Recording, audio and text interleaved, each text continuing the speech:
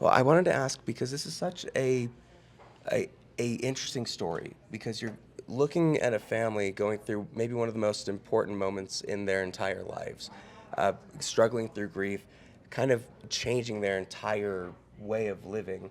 What was it like when you first approached this to them, and as the story was going, what changed, I guess, for you?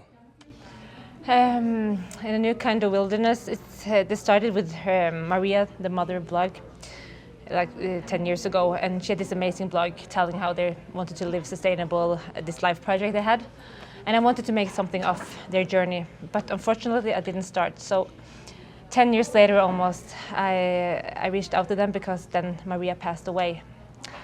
And it became a different movie, but still you have her, like, the essential of her photos and stories from their life project, but following them in through the grieving period and all the changes that they were going through. And you're kind of mixing the documentary with home videos and stuff from their past. What was it like trying to make the camera disappear during moments with them? Oh, that was actually not a problem at all, because they were so used to Maria, like their mother, being an amazing photographer. She took a lot of photos of the children in the nature and together, and so they were so used to have the camera around. And we had a great relationship, so I could film them in every way, and they were so natural and nice. It was as a director, it was like the best. I don't know how to say, but the best starting point for make a film, because they were so used to being filmed. Was it something that you were hoping would debut at Sundance, that you would be able to premiere this as you were filming it, or did you have no expectations about that? Sundance is like the dream, you know. So you're always joking about this. You can come to Sundance, but you don't really, you dream about it, but you don't really dare to say it out loud, because it's like, yeah, this is going to Sundance. But for us, it was like the best place where it could screen, and it's just to meet the audience here, and the festival is so great. So it's just an honor, and no, I could never imagine it, but now I'm really so excited about it. Mm-hmm. It's such a great Sundance film. It's got so much heart. It's got so much depth when you're looking at the family. Were there any moments that maybe didn't make it to the film that were one of those, this one thing was so good? Many moments. I think especially like all those scenes where the children were just being around in nature. They were like climbing trees barefoot with an axe, chopping down sticks. Like all those moments, they needed to go at the end, because I had to stay true to the story. So that was Killing Darlings, and as well for Maria's photos and stories, I put her photos and stories in like a voice from the past, and she also had all these amazing photos that I wanted to bring in, but I needed them to connect what would happen in present time. So I killed the darlings as well. When it didn't connect, it was like, you have to take it out, even if it's hurt really bad. Mm-hmm. Well, what are your thoughts on grief? Just on, because there's a lot of, I guess, topics that you could have as far as how you explore your own grief. But in this, there's a lot of solitude in some cases, and there's a lot of family with it too. But how did you feel grief was explored during this film? I decided immediately that, because I learned from them that grief from a child's perspective especially, they're quite spontaneous. They can be talking about losing their mom, and the next time it's like, what's for dinner? And so for me it was really important that I didn't put like my expectations on them, just trying to be there, for example, visiting the grave, just experience how they explored it. And the same like in other ways, when they started talking about it, I just tried to be there and explore grief without forcing upon the children. And for the grown-up, like the father Nick, being a single dad, it was easier maybe just to talk to him, because you could see it so clearly that he was into the grieving period like almost all the time. But the kids were more like in and out, and yeah. Was there anything that their, I guess, challenges had that inspired you, or that made you, after the filming or during the editing, kind of look back and say, well, that was a moment that was even more profound than what I thought during the filmmaking? Oh, it's hard to come on just like without thinking about it, but sure. I think it was many moments, because for me, like, the editing is a big puzzle. You just have to take all your visuals, everything that you believe, and I make a script, and I edit like the script is, and it doesn't work, never. Mm-hmm. And then we have to start to begin over again and see. And I think the moments where I saw that Maria's photos and stories from the past connected to the present time, that was huge for me.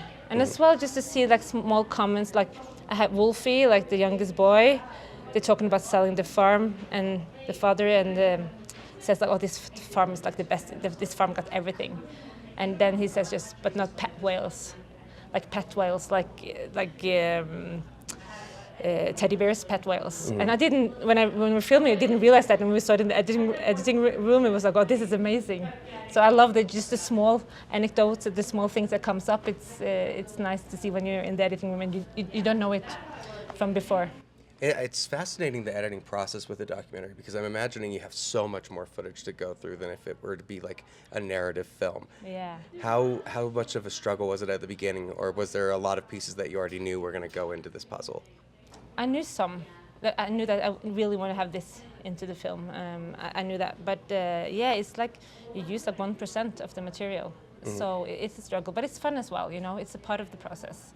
So I love the moments, and it's like a cliche, but it's like, I'm really bad. Oh, I'm quite good. I'm really, really bad. Oh, this works, and you go like creative process, and you just have to know that when you go there, it's like, okay, you'll get up again, but just be there for a second, and then you will get up again. So it's like. How long did it take to make this film? From when I reached out to the family and like to the end, almost 4 years. Wow.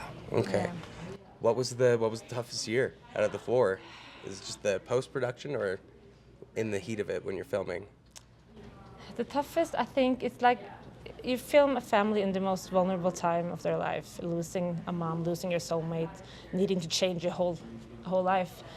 And of course, for Nick, the father, I won't speak for him, but still, when like filming deciding that it's okay that I film his children, sometimes he was like, okay, what am I doing? Am I really want to be in this project?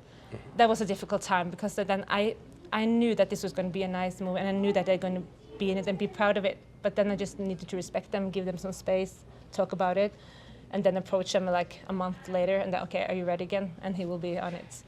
But it's hard when you work 2 years and your main subject is like, oh, I don't know if I'm going to do this anymore. Right. But you just need to stay calm, respect them, and if they wanted to jump off, that's okay. It's their life, it's their story at the end, not mine. Right. So.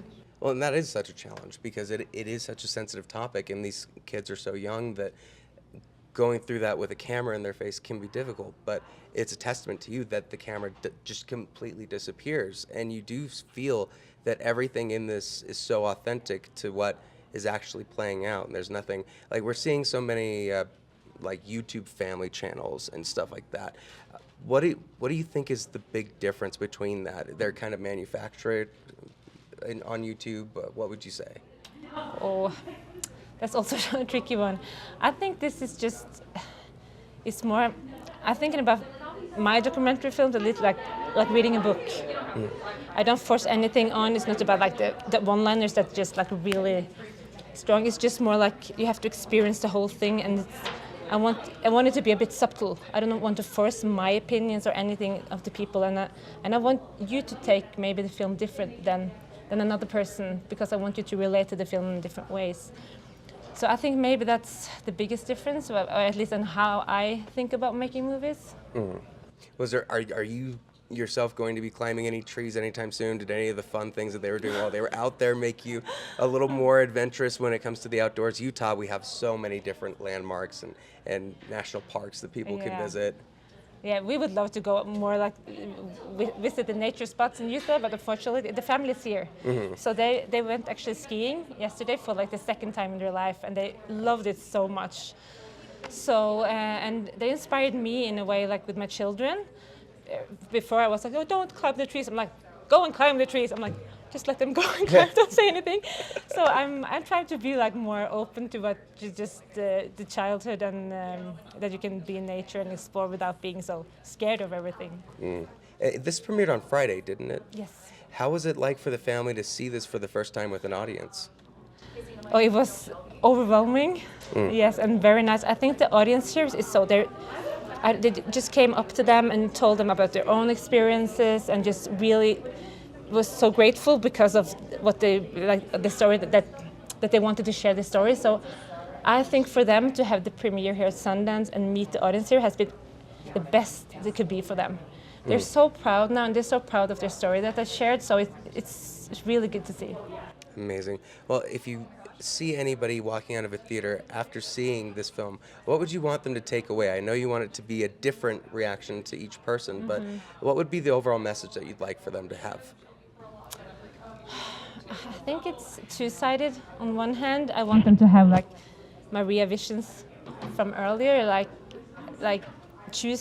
make a conscious choice on how you want to live. Like your time on Earth is so tiny, like the time. So use it with your loved ones and use it like the way you want to do.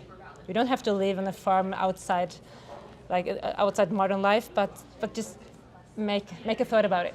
That's the one side, and the other side is like going through grief, navigate through grief, like be there for each other, and it will be fine eventually. But we all need our different processes, and we just need to meet the people in the process in their own way, and just see each other and talk to each other. Well, A New Kind of Wilderness, you should be able to check it out on digital with Sundance in the next couple of weeks. I'm here with the director. Thank you again so much. It was such an incredible movie, and such a powerful movie too.